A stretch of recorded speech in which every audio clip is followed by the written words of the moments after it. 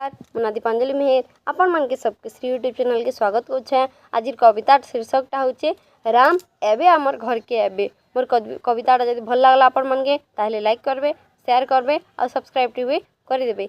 आसुन सुनमा राम एबे आमर घर के एबे, पादर धुइल टिके आमखे देबे, पादर धुइल टिके आमखे देबे। आसुछन आमर घर के भगवान, आसुछन आमर घर के भगवान, आशीर्वाद देबा के श्री राम, आशीर्वाद देबा के श्री राम।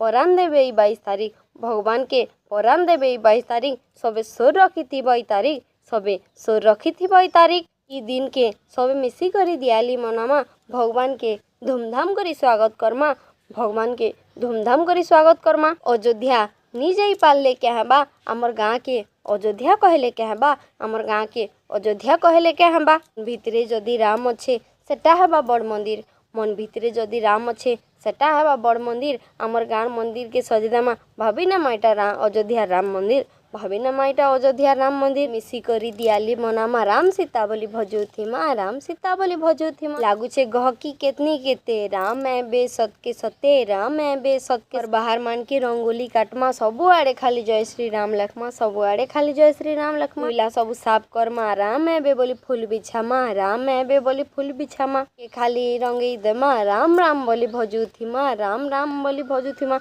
आसुचन आमर घर के राम, आशीर्वाद देबा के आमखे भगवान, आशीर्वाद देबा के आमखे भगवान।